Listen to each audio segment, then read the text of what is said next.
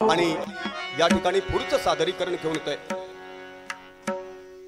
चारुहास मांजरेकर, त्यांच्यासाठी एकदा उत्स्फूर्त टाळ्यांचा प्रतिसाद द्या अशी आदराची विनंती करतो।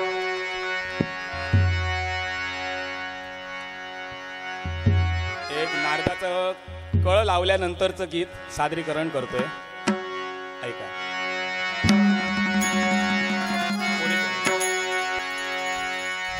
कोणी कोणी कोणी कोणी निंदा,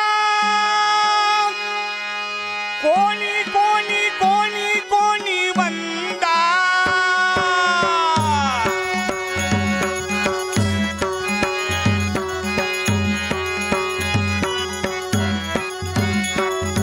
कोणी कोणी कोणी कोणी निंदा, कोणी कोणी कोणी कोणी वंदा, कोणी निंदा कोणी वंदा, माझा जनहिताचा धंदा, माझा जनहिताचा धंदा, माझा जनहिताचा धंदा, कोणी कोणी कोणी कोणी निंदा,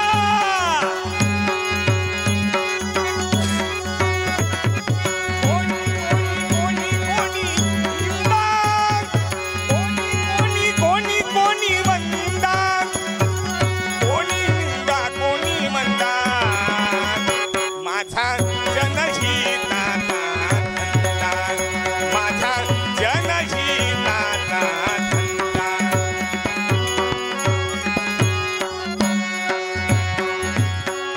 मज कलहाचा नाद,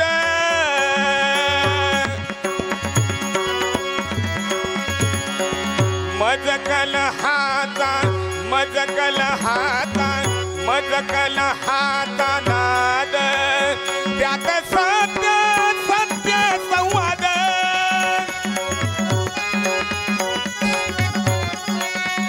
त्यात सत्य सत्य संवाद, कोणी कोणी कोणी कोणी निंदा, कोणी कोणी कोणी कोणी वंदा,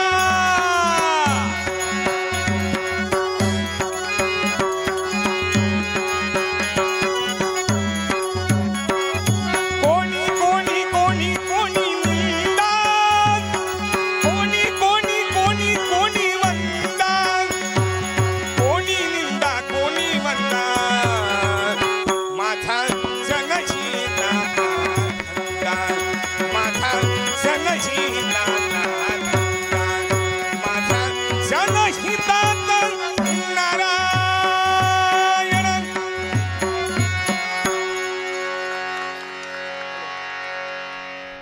कसं आहे माहितीये, माणूस ना चांगलं असतं ते विस्कटीत करण्यासाठी कळी लावतो।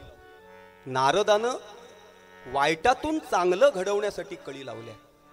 एकदा आमचा 13वळा नेवाळी या परिसरात राजा डांगवी हा नाट्यप्रयोग सादर झाला। त्यामध्ये अनंत बागवे यांनी अजरामर नारदाची भूमिका करून ठेवली आणि मी बागवे काकांना म्हटलं की तुम्ही त्या नाटकाला 4 चांद लावले। त्यावेळी बागवे काका सांगून गेले की जिला माणसं कशी असत माहितीये, 2 भावाशींमध्ये बरा असा ना तर कन्ये घालून कोंबे झुजवतात आणि त्याड लावून देतात। नारदान ता करूक नाही, नारदान वाईटातून चांगला घडवण्यासाठी कळी लावले आणि विश्वराटी सुरळीत केली। ज्या ज्यावेळी विश्वराटीचा विषय लटको होता ना त्यावेळी खटको उडता, लटका खटका झटका हे शब्द त्यांच्या मुखातून बाहेर पडले आणि त्यांच्या समोर मी काव्य लिहिलं।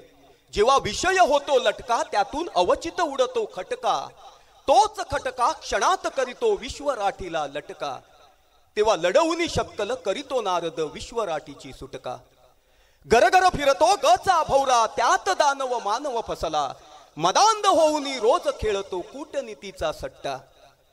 हे त्यावेळी मी काव्य लिहिलं आणि झालं काय, घर साफ करत असताना माझी जुनी डायरी माझ्या सौभाग्यवतीला सापडली। तिने ती मला दिली। सहज उघडलं तर पहिल्या पानावर ते गाणं लिहिलेलं होतं। मी भजन सम्राट भालचंद्र केळुसकर यांच्याकडे मोबाईलवरती ते शब्द पाठवले, त्यांनी अप्रतिम संगीतबद्ध केले आणि सध्याच्या घडीला दशावतारी क्षेत्रात अनेक नारद मुनी ते गीत सादर करताना दिसतात। सुजलाम सुफलाम असं ते गीत होऊन गेलंय। अनेक नारदांचा TRP त्यामुळे वाढला असं म्हटलं तर वावगं ठरणार नाही। ह्या जुन्या आठवणी आहेत ह्या विकत घेता येत नाही, त्याच्यासाठी कला जगावी लागते. मयूर गवळींसाठी एकदा उत्स्फूर्त टाळ्यांचा प्रतिसाद होऊन देत.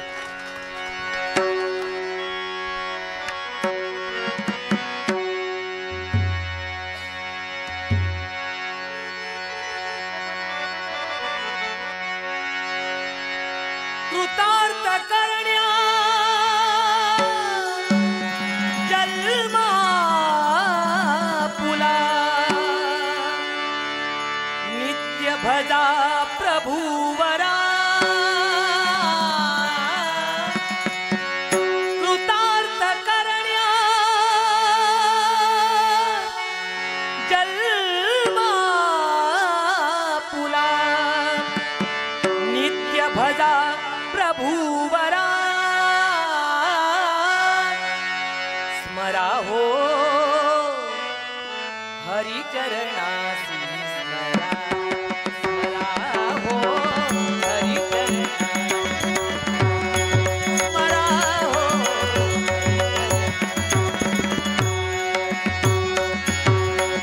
कृतार्थ करण्या जन्मा पुला. कृतार्थ करण्या कृतार्थ करण्या कृतार्थ करण्या जन्मा पुला नित्य भजा प्रभुवरा. प्रभुवरा नित्य भजा प्रभुवरा. स्मरा हो हरिचरणा. स्मरा हो हरिचरणा. स्मरा हो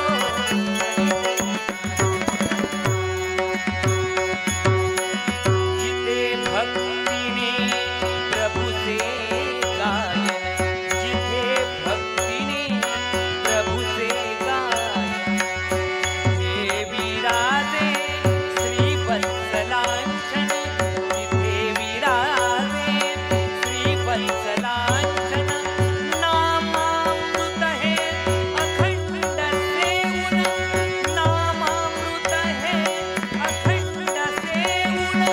जीवाला उद्धरा प्रभुवरा. जीवाला उद्धरा. स्मरा हो हरिचरणा. स्मरा हो हरिचरणा.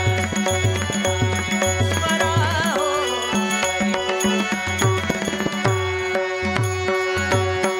कृतार्थ करण्या जन्मा पुला. कृतार्थ करण्या कृतार्थ करण्या कृतार्थ करण्या जन्मा पुला नित्य भजा प्रभुवरा. प्रभुवरा नित्य भजा प्रभुवरा. स्मरा हो हरिचरणा. स्मरा हो हरिचरणा. स्मरा हो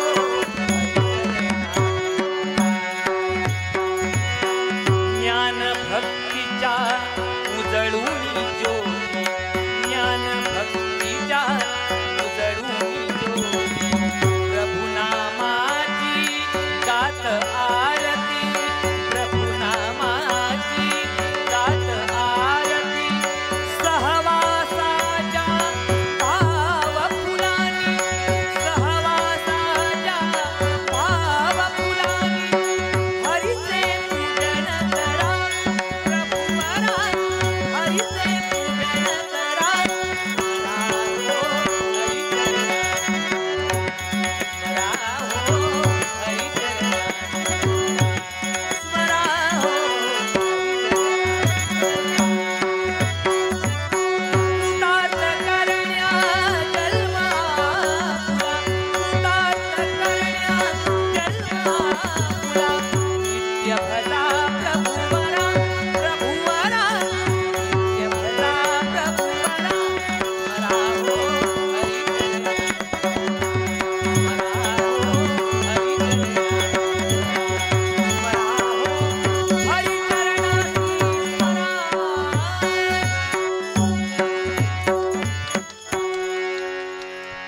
दशावतारी कलाकारांकडे जो अनुभव होता ना तो गाढा अनुभव होता. तो अनुभव कुठल्या शाळा कॉलेजमध्ये घेता येणार नाही. गावडे काका काल म्हणजे महिन्यापूर्वी तळा नांदगाव इथे फुगड्यांची डबलवारी होती, देवगड विरुद्ध कुडाळ. आणि प्रत्येक मालवणी म्हणीची स्पष्टीकरण देण्यासाठी त्यांनी माझी निवड केली होती. आणि बुवा तुम्हाला खरं सांगतो, कित्या गो बसलं टेकून तुझ्या नेशनात घुसती ढेकून, असं कुडाळवाल्यांनी सादरीकरण केलं. जा विचारला देवगडवाल्यांनी, त्यावेळी उत्तर देण्याची पाळी आली.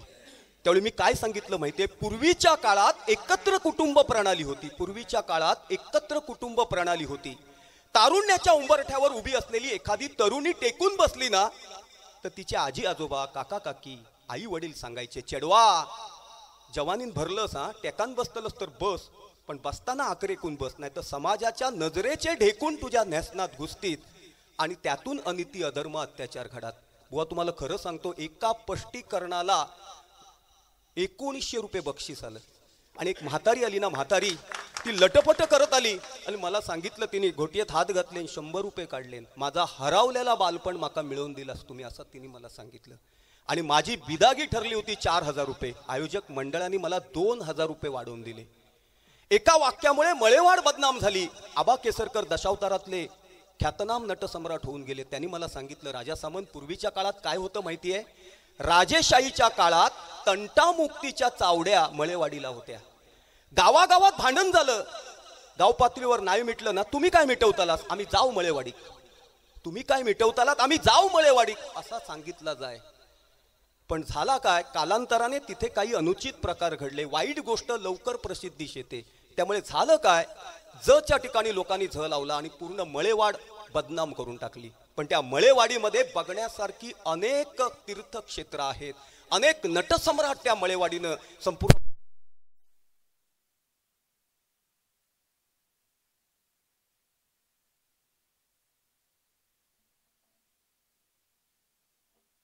तर कांदा भज्यांचा जर आस्वाद घेतला नाही तर मळेवाडला गेल्याचा आनंद तुम्हाला मिळणार नाही.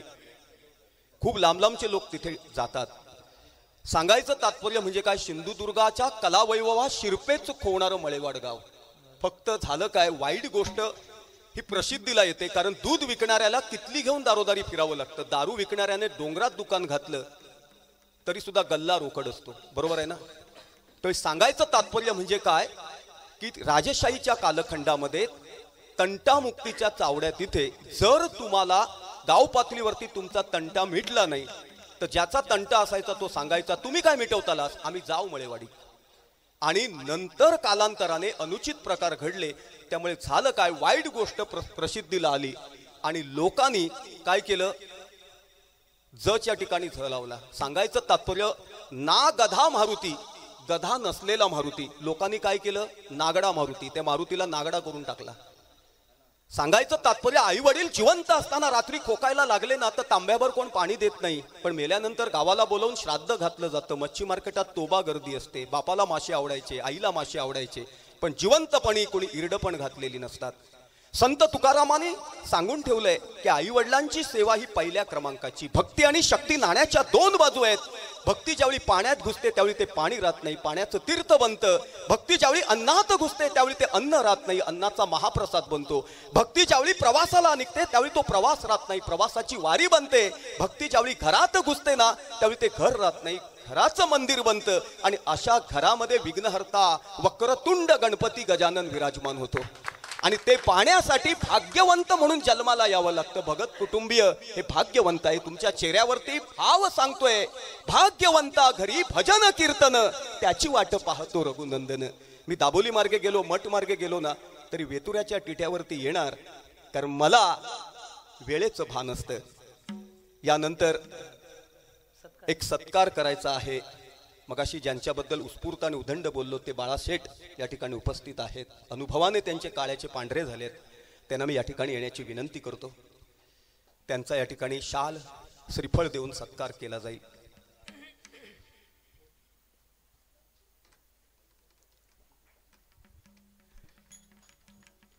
त्या घरात भजनाचा वारसा आहे. त्यांचे बंधू नाना सामंत भजन सम्राट, भजन शिरोमणी पंढरीनाथ घाडीगावकर यांचे शिष्य आहेत. त्यांचे चिरंजीव योगेश सामंत अव्वल दर्जाचे पखावाज वादक आहेत. आणि ते भजन मंडळांनी फक्त बाळा सामंत यांच्यामुळे फक्त बुवानी झब्बा घालायचा आणि पेटीवर येऊन बसायचं आणि भजन सादर करायचं. मृदंग वादकाला मृदंगाची पुडी फुटली तरी घालायची गरज नाही, चटकन खिशात हात घालणार आणि पटकन पैसे देणार, पखावाज सजवणार. ते व्यक्तिमत्व म्हणून जिल्ह्यात फार मोठा लौकिक. एकदा बाळा सामंत यांच्यासाठी उत्स्फूर्त आणि उदंड टाळ्यांचा प्रतिसाद होऊन देत. या ठिकाणी सादर करावा. आता करणार, नंतर करणार, जसं तुम्ही सांगाल तसं. या ठिकाणी केळुसकर बुवांचा एक सत्कार करायचा आहे. आता आबा भगत यांनी तो करावा. कलेश्वर मराठी साहित्य संमेलनाला सादरीकरण करू शकलं. भक्त पुंडलिक हा दशावतारी नाट्यप्रयोग त्यावेळी सादर झाला होता. जीजी चोडणकर यांचा पुंडलिक, बाबी कळिंगण यांची पुंडलिकांची आई, असा तो संपूर्ण दशावतारी संप्रदाय होता. त्या साहित्य संमेलनाला संधी प्राप्त करून देणारी व्यक्ती म्हणजे भजन सम्राट भालचंद्र बुवा केळुसकर. नाना पाटेकर यांनी सुद्धा गौरव उद्गार त्यावेळी काढले होते. हा वास्तव विसरून चालणार नाही. तरुण भारतच्या पहिल्या पानावरती ती बातमी आली होती आणि दशावतारी नाट्य प्रयोग हवा आहे. जवळजवळ 1 वाजता मच्छिंद्र कांबळी बुवांच्या घरी आले होते आणि जवळजवळ 1:15ला बुवा घरातून निघाले, कळिंगण कुटुंबियांच्या घरी गेले, तिथे नाट्यप्रयोग ठरवला. त्यावेळी देवली पूल नव्हतं किंवा नेरूर पार पूल नव्हतं. कसाल मार्गे ती दशावतारी नाट्यमंडळ आलं आणि त्यांनी मालवणच्या टोपेवाला मैदानावरती, बोर्डिंग मैदानावरती तो दशावतारी मराठी नाट्य संमेलनामध्ये तो प्रयोग सादर केला होता. चारुहास मांजरेकर या ठिकाणी कौसाचा एखादा संवाद तुमच्याकडून बुवानं ऐकायचा आहे. होऊन जाऊन देव, फावला तर फावला, नाही तर बोरडार नाव रावला.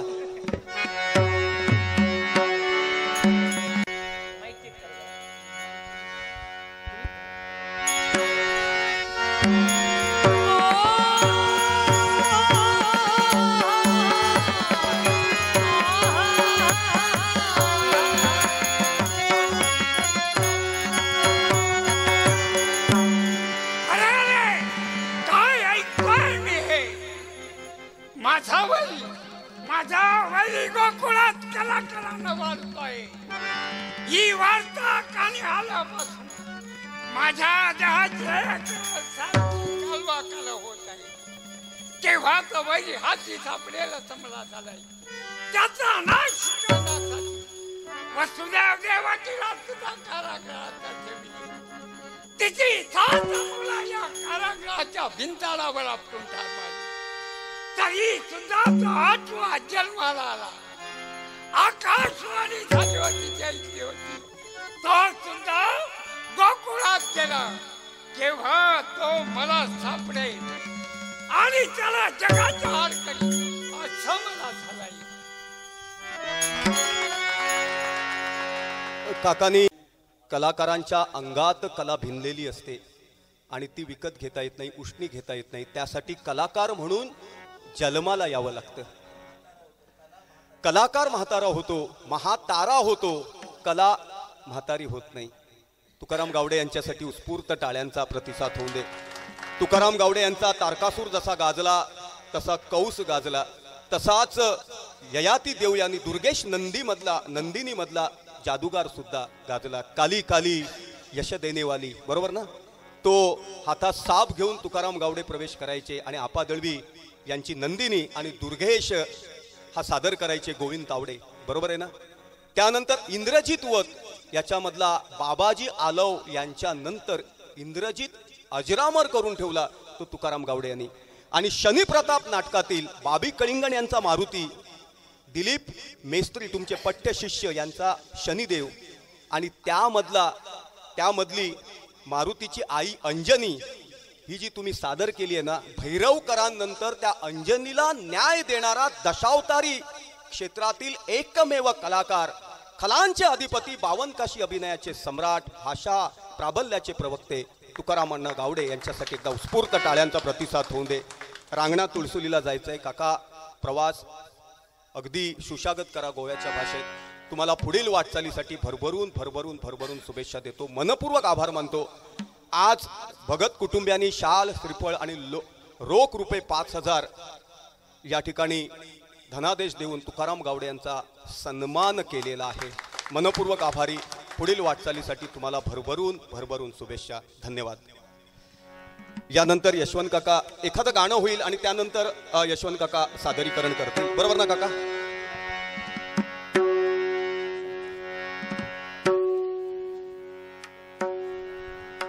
अबुआ,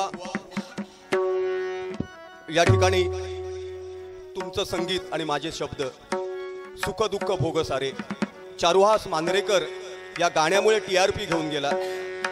ते गाणं तुमच्या समोर रसिकांसमोर सादर करण्याचा प्रयत्न करतोय चारुहास मांजरेकर.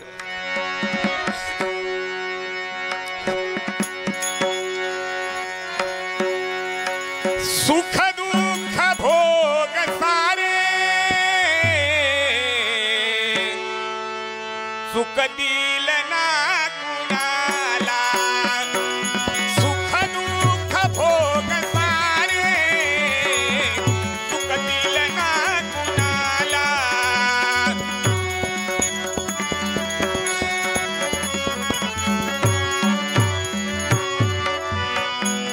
असो दे वसंत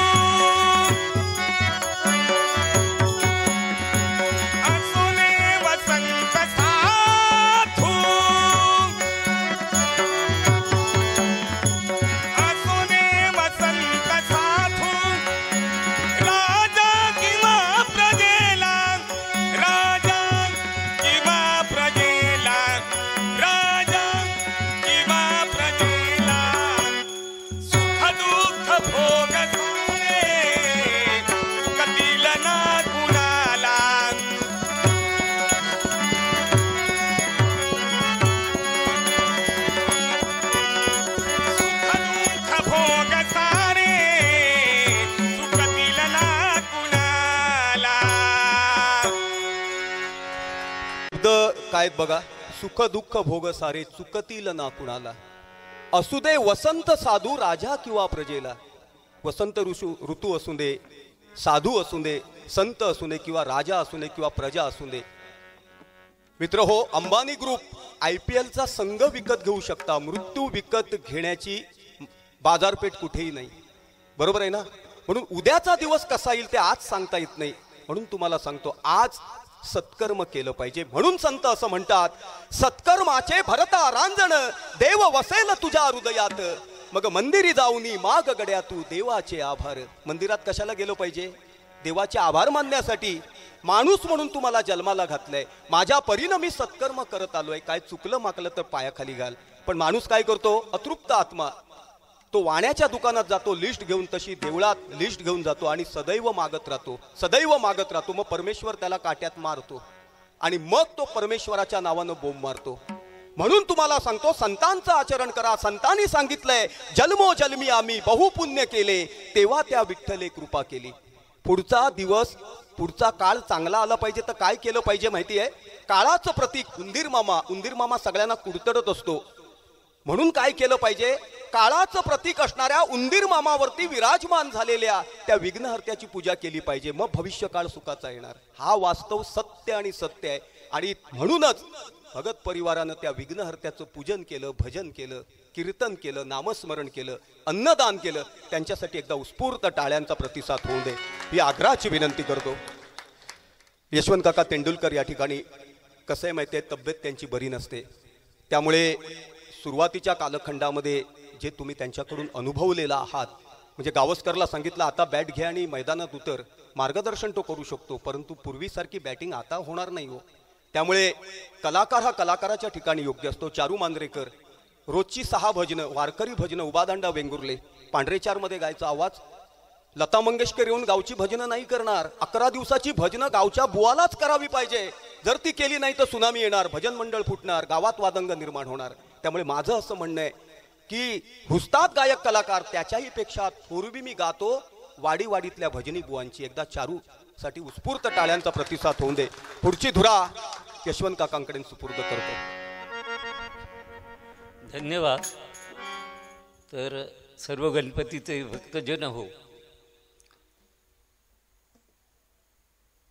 आता सामंत भाऊने मला विनंती केली किंवा एक आज्ञात म्हणा, तुम्ही 2 शब्द बोला, मान्य आहे मला.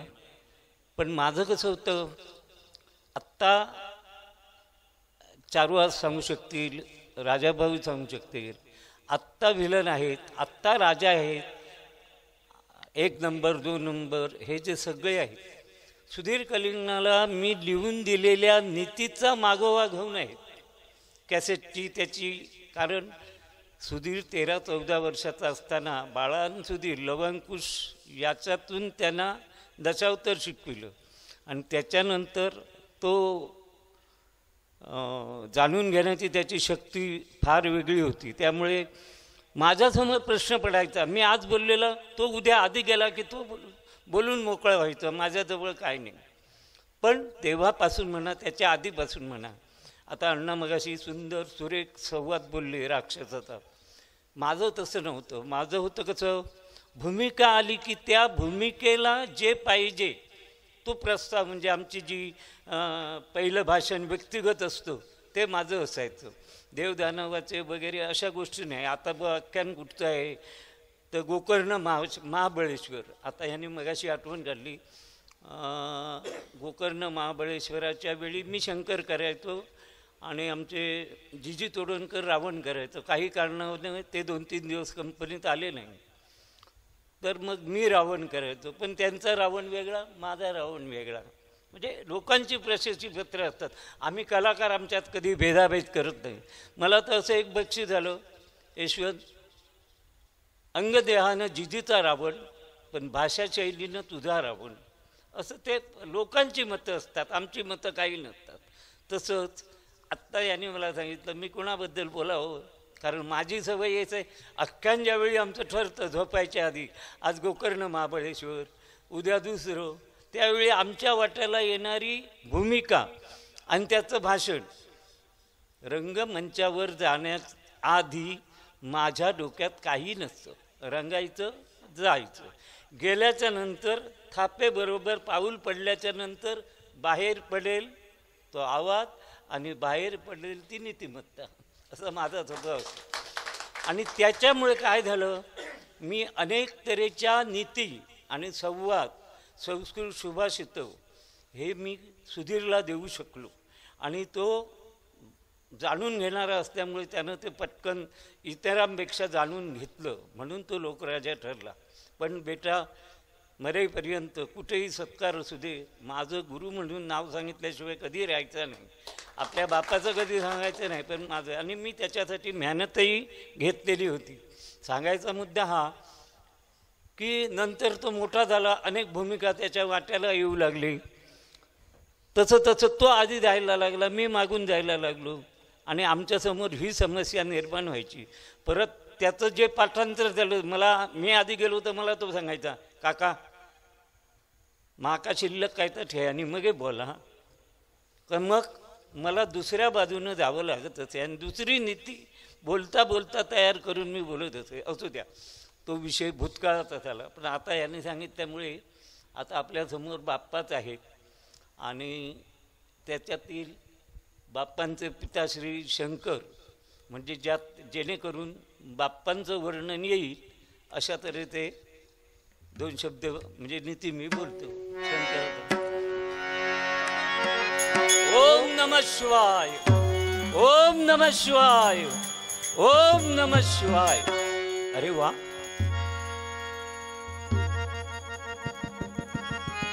हे उच्चार शांकिनी, डांकिनी, मरुद्गण, पिशाचगण या भक्तजनांच्या मुखातून सारखे बाहेर पडतायत.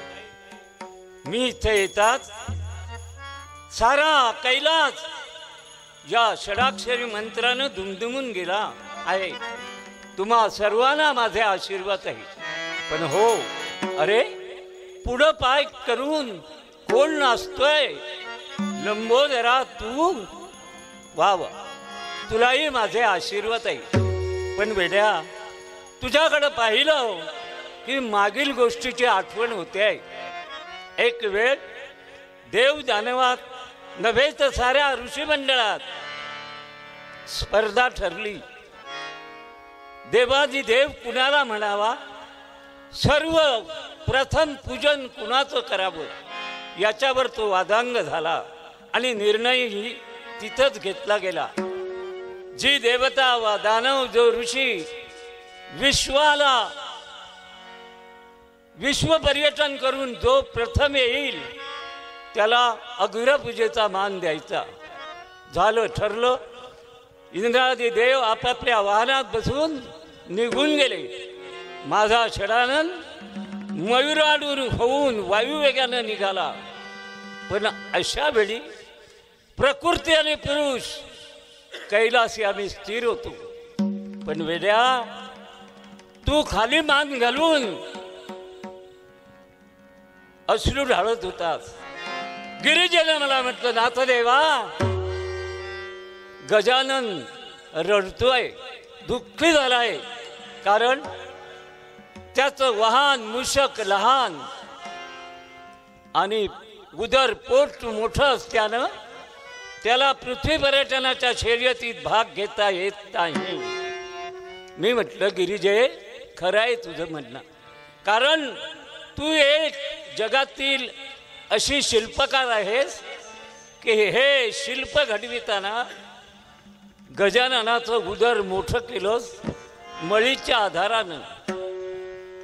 आणि त्याचा वध माझ्या हातून जाताच मी त्याला गजमुख लाविलं. आणि त्याच्यामुळं त्याला जाता येत नसेल तर जा, गजाननाला सांग, आपल्या मात्या पित्यांना एक प्रदक्षिणा पुरी कर. प्रदक्षिणा पुरी करतात ती षडाक्षरी मंत्र तुझ्या मुखातून येऊ दे. आणि आई बापाला एक प्रदक्षिणा पूर्ण होतात तुला तो मान मिळेल. झालं. गिरिजेनं गजाननाला सांगतात. गजानन हर्षमुखानं नाचू लागला. त्याचं ते तांडव नृत्य पाहून मीही आनंदित झालो. त्यानं षडाक्षरी मंत्राचं जतन करून एक प्रदक्षिणा आम्हाला पूर्ण केली. झालं. स्वर्गात घंटानाद होऊ लागला. सारे सुरवर एकत्रित जमले आणि अग्रपूजेचा मान तुला दिला. हे गजानना, तद्दिनापासून स्वर्ग मृत्यू पाताळ या तिन्ही तालात आधी पूजन तुझं आणि नंतर आमचं पूजन होत आहे. त्याप्रमाणे तुझी ख्याती कीर्ती जगात गाजते आणि म्हणून तू ओंकार स्वरूपी गजानन मुलाच्या रूपानं आमच्या इथं आला आहेस. पण आधी जन्म तुझा आणि त्यानंतर जन्म आमचा आहे हे कुणालाही कळणार नाही. गिरिजे पाहताच काय? पहा, लंबोदर तांडव नृत्य करू लागला. तथास्तु तथास्तु तथास्तु. कसं आहे माहिती आहे, सुधीर कलिंगण गाडी चालवायचे, त्याच्या बाजूला यशवंत काका बसायचे. ज्या मार्गाने गाडी चालायची नीती यशवंत काका सांगायचे. गाडीवरती न लिहून घेता सुधीर कलिंगण चिंतन मनन करायचा आणि सभेत जाऊन सादरीकरण करायचा. विलास तेंडुलकर याचे वडील मुंबईला होते, पण दशावतारी कलेची आवड यशवंत काकांना अगदी तो बिलगला. यशवंत काकांच्या मार्गदर्शनामुळे अल्पकालीन कालावधीत नावारूपाला आला. आज करुण रसाचा राजा म्हटल्यानंतर विलास तेंडुलकरचं नाव घेतलं जातं. दादा कुंडस्कर आणि उदय हे नटसम्राट नटवर्य बाबा कुंडस्कर यांचे चिरंजीव. बाबा कुंडस्कर म्हटल्यानंतर झंझावत दशावतारातले, तर दादा कुंडस्कर यांनी उदयला यांच्याकडे पाठवला आणि पावशीच्या मंदिरात यशवंत काकांनी एका बाजूची रंगभूषा केली इकडची आणि त्याला सांगितलं आरशात बघ आणि जसं मी एका बाजूचं रंगभूषा केली आहे तशी रंगभूषा दुसऱ्या बाजूची कर. असा उदयला त्यांनी घडवला आणि आज उदय दशावतारातील लौकिक प्राप्त राजपारट म्हणून गणला जातो. सुधीर कलिंगण यांनी सांगितलं माझ्यानंतर ताकदीचा कर्ण बघायचा असेल तर तो फक्त उदय कुंडस्कर करू शकतो. मित्र हो, सुधीर कलिंगण एकदा दुपारी माझ्याकडे आला आणि मला म्हणाला की कलेक्टर डिव्हिजनला कार्यक्रम आहे शिवजयंतीचा, परंतु दशावतारावरचा संवाद शिवाजी महाराजांचं चरित्र त्यामध्ये आलं पाहिजे. मी सहज त्याला बोलत गेलो, त्यांनी फक्त ते ऐकलं. मला म्हटलं सिद्धेशला पाठवतो, तुम्ही कार्यक्रमाला या. मी त्या कार्यक्रमाला गेलो. तोबा गर्दी होती. त्यांनी सादरीकरण जे केलं ना, सगळ्यांनी उठून उभं राहून टाळ्यांचा गडगडाट केला. त्यावेळी त्यांनी सांगितलं संवाद राजासामान्यांनी बांधला, फक्त मी सादरीकरण केलं. तो सुखद साक्षात्कार तुमच्या समोर मांडण्याचा प्रयत्न करतोय सुधीरच्या शैलीत. जय दुर्गे रक्त चंडिके जयति जयति धा जयति जयति धा जयति जयति धा. माते, ही तुझ्या स्तुती पर्णाची सुरुवात आज शिवजयंतीच्या निमित्तानं तुझ्या चरणावरती समर्पित करीत आहे. माते, तुझ्या कृपा आशीर्वादानं महाराष्ट्राच्या मातीत छत्रपती शिवरायांसारखं रत्न जन्माला आलं. तूच त्याला प्रेरित केलं म्हणून बाल्य अवस्थेत असताना स्वराज्य स्थापनेची पहिली शपथ रायरेश्वराच्या मंदिरात घेतली. तदनंतर नेत्राचं पात लवतय तोवर तोरणागडावरती पहिलं विजयाचं तोरण बांधलं. ही वार्ता आदिलशाही दरबार पाहणारी राणी बडीसाहेबा हिला समजताच तिच्या पायाखालची जमीनच सरकली. तिनं अफजल खान नामक सुनामी वादळ महाराष्ट्रावर पाठवलं. खान तुळजापूर, गाणगापूर, पंढरपूर अशी मंदिरं खालीत करत महाराष्ट्राची वाट चालू लागला. पण माते, तुझ्या कृपा आशीर्वादाचा अभेद्य कवच छत्रपतींच्या अवतीभोवती. त्यामुळे मित्रत्वाचा आमिष दाखवत प्रतापगडाच्या पायथ्याशी खानाला बोलवलं आणि भेटी दरम्यान खानाच्या डोळ्या देखत खानाचा कोतळा काढून खानाच्या हातातच दिला.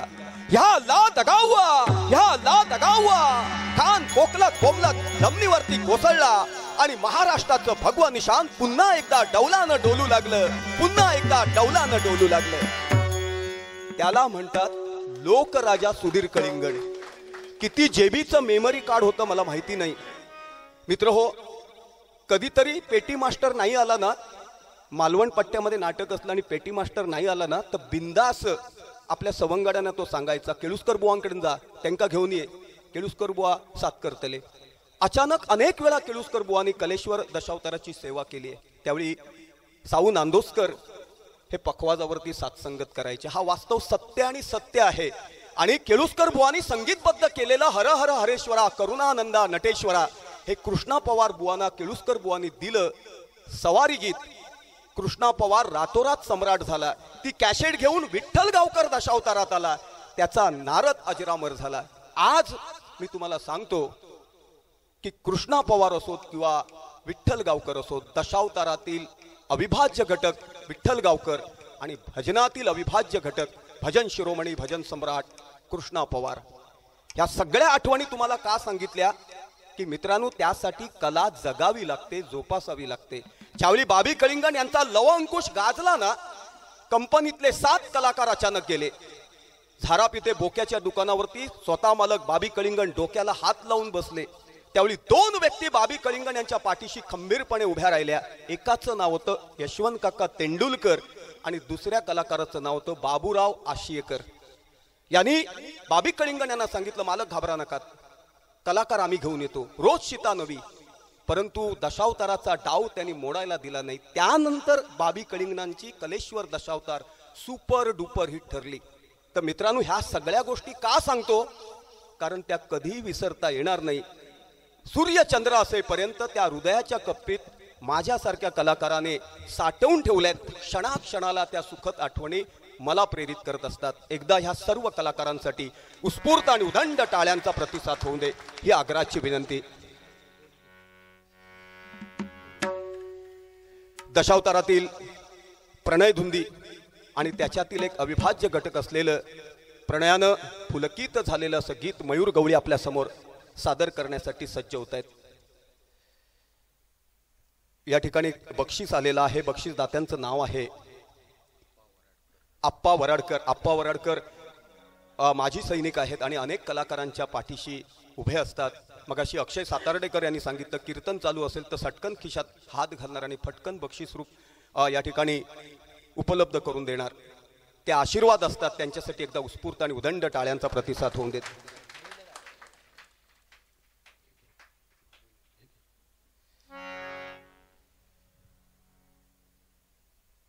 काका तुम्ही जरी वाचलं तरी चालेल, कारण एकदम बारीक अक्षरात लिहिलंय ते. ओम श्री गजानन प्रसन्न, राजा भक्तांचा समुद्रदेव प्रसन्न. या कार्यक्रमात आपणा सर्वांची उपस्थिती पाहून स्वर्गाहून सुंदर असा भास होत आहे.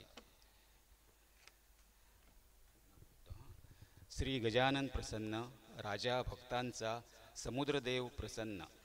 या कार्यक्रमात आपणा सर्वांची उपस्थिती पाहून स्वर्गाहून सुंदर असा भास होत आहे.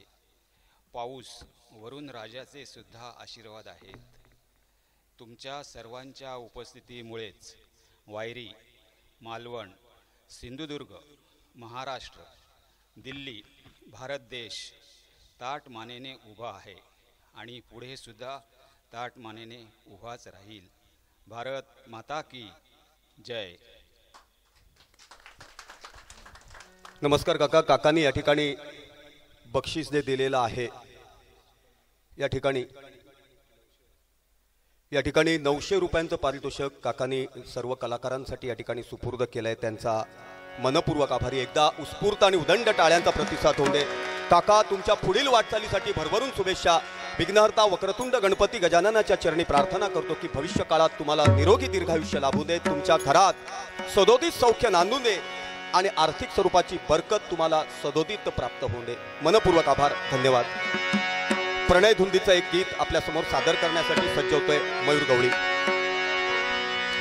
मनमोहुनिया जासी कुठे दूर साजना, मनमोहुनिया मोहुनिया मोहुनिया जासी कुठे दूर साजना, पाहुनिया लपसकाय दयाक्षया, पाहुनिया लपसकाय दयाक्षया, पाहुनिया लपसकाय दयाक्षया, मनमोहुनिया जासी कुठे दूर साजना, मनमोहुनिया मोहुनिया मोहुनिया जासी कुठे दूर साजना, पाहुनिया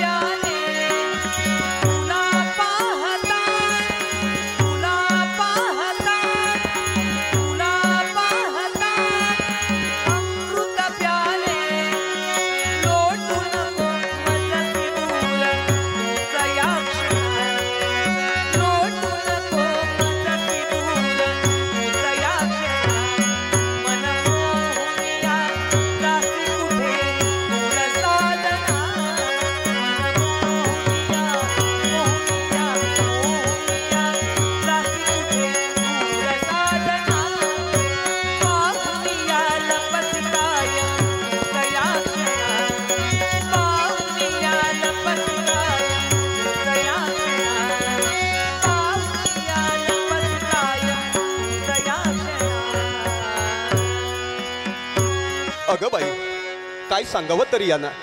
यांच्या येण्याला विलंब झाला आणि माझ्या हृदयाचा ठोका कसा विरुद्ध दिशेला पडू लागला.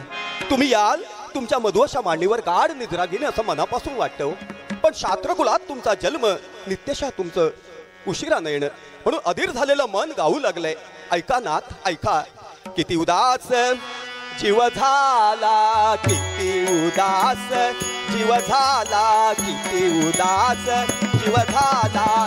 प्रियनाथा भेटीला, प्रियनाथा प्रियनाथा प्रियनाथा भेटीला. किती उदास जीव झाला, किती उदास जीव झाला, किती उदास जीव झाला. हृदयाच्या सिंहासनी, हृदयाच्या हृदयाच्या हृदयाच्या सिंहासनी प्रतिमाती पैसवुनी, प्रतिमाती प्रतिमाती पैसवुनी. अर्पियले स्वामी तुम्हाला, अर्पियले अर्पियले अर्पियले स्वामी तुम्हाला. किती उदास जीव झाला, किती उदास जीव झाला, किती उदास जीव झाला. आता बाबी नालंग आणि आपादळवी, कांचनगंगा. द्यास तुझा लागला पाहुनिया मम मना, द्यास तुझा लागला पाहुनिया मम मना, ध्यास तुझा लागला पाहुनिया मम मना. पाहुनिया रूप तुझे पाहुनिया, पाहुनिया पाहुनिया रूप तुझे मनमोहना, मनमोहना. ध्यास तुझा लागला पाहुनिया मम मना, ध्यास तुझा लागला पाहुनिया मम मना, ध्यास तुझा लागला पाहुनिया मम मना. एका गाण्यावरती आपादळवी आणि बाबी नालंग कांचनगंगा नाटक शेवटपर्यंत घेऊन जायचे. कडवट विलन करायचं असेल तर नटसम्राट बाळा भाट यांनी, थाय विलन करायचा असेल तर नटसम्राट डांबरेकर यांनी, दरबारी विलन करायचा असेल तर नटसम्राट जिजी चोडणकर यांनी, क्रूर कर्मी खलनायक करायचा असेल तर रंगा खांदोलकर, बाबाजी आलव, तुकाराम गावडे यांनी. त्यामध्ये वासू सामंत यांना सुद्धा विसरून चालणार नाही. त्यांनी भरतभेडमध्ये केलेला कली आजपर्यंत मी बॅटरी घेऊन शोधतोय, सापडत नाही हो. तेवढ्या ताकदीचा कली फक्त केला जिजी चोडणकर यांनी, कारण त्यांच्याकडे हास्य होतं. दशावतारामध्ये विकट हास्य असणारे दोनच कलाकार. पहिल्या कलाकाराचं नाव होतं दाजी हिवाळेकर आणि दुसऱ्या कलाकाराचं नाव जिजी चोडणकर, आणि ते देवबाग गावचे सुपुत्र. मित्र हो, अनेक जुन्या आठवणी तुम्हाला मी सांगितल्या, कारण कुठल्याही कार्यक्रमात जातो ना त्यावेळी कसं आहे माहिती आहे, मुंबई, रायगड, अलिबाग, ठाणा, सिंधुदुर्ग, रत्नागिरी, अगदी कर्नाटक, तामिळनाडूपर्यंत आम्ही लोककलेचा प्रसार केलेला आहे. दशावतारांना मानधन मिळण्यासाठी सर्वप्रथम काही काही कलाकारांनी योगदान दिलं. त्यामध्ये यशवंत काका असतील, बाबी कलिंगण असतील, बाबी नालंग असतील. परंतु भजनी कलाकारांची संघटना स्थापन करण्याचं पवित्र कार्य जर कोणी केलं असेल तर मालवण तालुक्यातील वायरी गावचे सुपुत्र भूतनाथ प्रासादिक भजन मंडळाचे बुवा भालचंद्र केळुसकर यांनी. कारण आज त्या सर्व कलाकारांच्या खात्यावरती 5-5 हजार रुपये जमा होत आहेत. सोपी गोष्ट नाही आहे. त्या समितीचा मी 3 वर्ष अध्यक्ष होतो. माझ्या अगोदर यशवंत काका होते, तुम्ही पण होता. परंतु आम्ही खऱ्या कलाकाराला न्याय मिळवून दिला.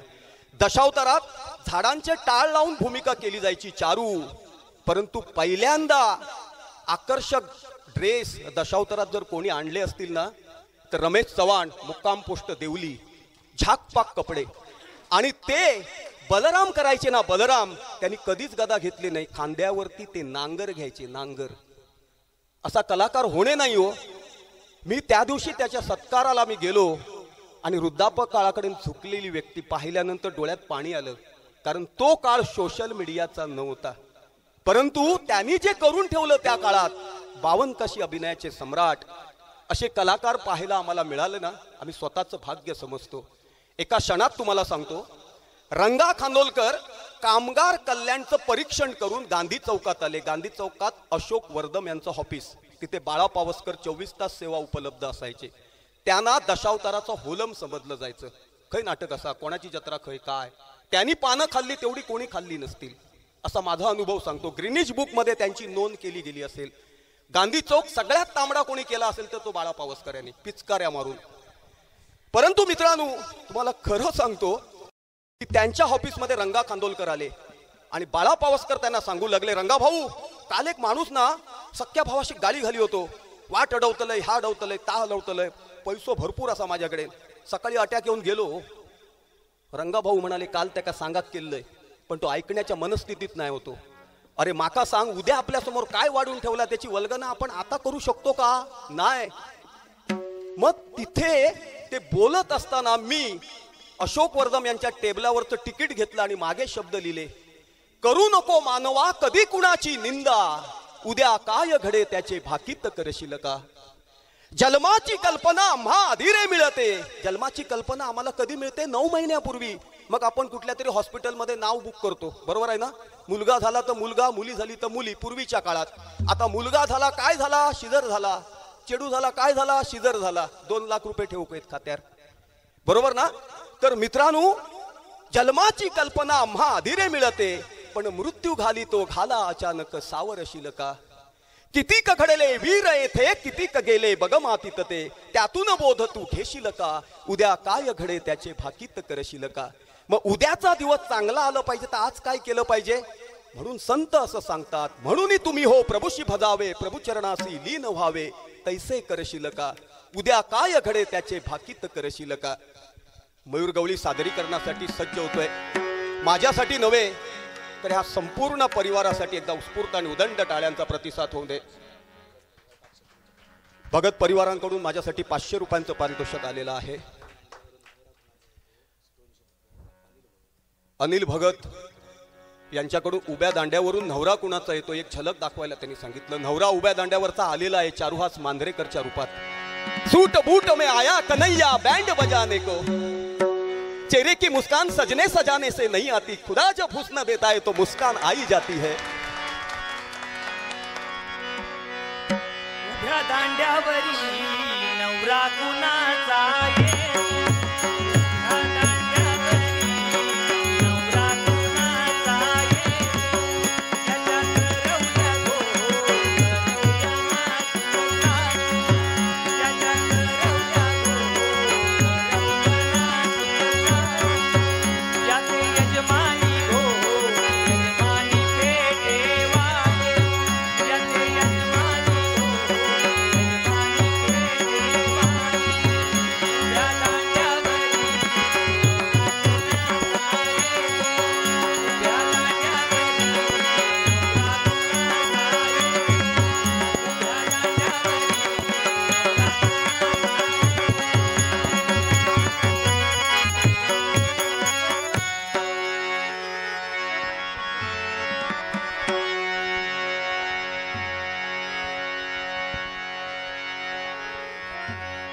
करू नको मानवा. मगाशी मी वास्तव सांगितलं ना, शब्द माझे आहेत, रंगाभाऊंचे आशीर्वाद माझ्या पाठीशी आहेत. असा खलनायक होणे नाही, संगीत बुवांचा आहे आणि तोच अविस्मरणीय साक्षात्कार मयूर गवळी आपल्यासमोर सादर करण्यासाठी सज्ज होतोय.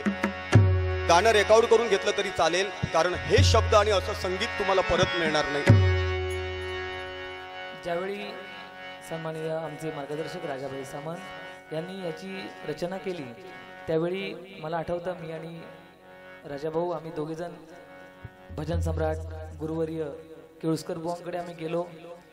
अतिशय ते गडबडीत होते, कोणतरी त्यांच्याकडे प्रमुख असे पाहुणे यायचे होते त्या दिवशी, तरी देखील त्यांनी वर माडीवर नेऊन आम्हाला दोघांना बसून, म्हणजे मी एका बुवाचं नाव नाही घेत, असंच गाणं मी एका बुवाकडे घेऊन गेलो. मी फक्त गातो, मी कुठलेही संगीत देत नाही, काही देत नाही. मी शिक्षण झालंय माझं, तो पण दशावताराकडे आल्यामुळे थोडंफार शिक्षण संगीतातलं झालं. जास्त माहिती म्हणजे क्लासिकल शिकता आलं नाही दशावतारात गेल्यामुळे. मला 14 वर्ष झाली आणि त्यावेळी एका बुवाकडे बसल्यानंतर बराच वेळ लागला की 2 ओळींना जवळजवळ 1 ते 1.5 तास लागला फक्त 2 ओळींना चाल लावायला. पण बुवांनी अवघ्या 10-15 मिनिटांमध्ये 10-15 गाण्यांना चाल लावली. आज बुवा समोर आहेत माझे खरोखर हात थरथरत आहेत पेटीवरती, पण त्यांनी जी चाल लावली ती गाण्याचा प्रयत्न करतो.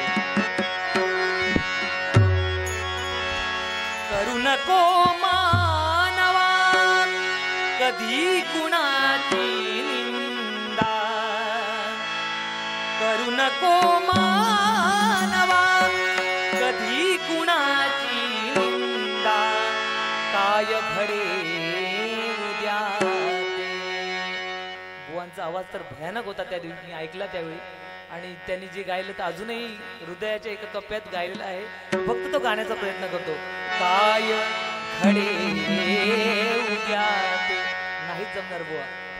काय घडे उद्या ते, भाकीत करशील का, काय घडे उद्या, भाकीत करशील का, काय घडे उद्या, भाकीत करशील का.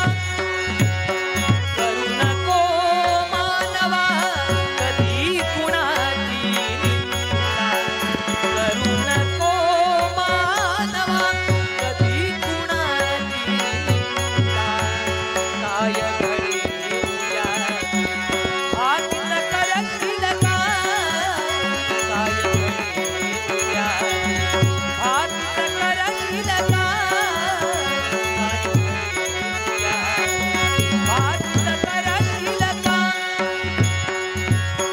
कितीक घडले वीर येते, कितीक घडले, कितीक घडले वीर येते, कितीक घडले वीर येते, कितीक गेले बगमातीत ते, कितीक गेले बगमातीत ते, त्यातून बोध तू घेशील का, त्यातून बोध तू घेशील का, काय घडे उद्या भाकीत करशील का, काय घडे उद्या भाकीत करशील का, काय घडे उद्या भाकीत करशील का. म्हणून तुम्ही हो प्रभूची भजावे, म्हणून तुम्ही हो प्रभूची भजावे, प्रभू चरणासी लीन व्हावे, प्रभू चरणासी लीन व्हावे, कैसे करशील का, कैसे करशील का, काय घडे उद्या भाकीत करशील का, काय घडे उद्या भाकीत करशील का, काय घडे उद्या भाकीत करशील का.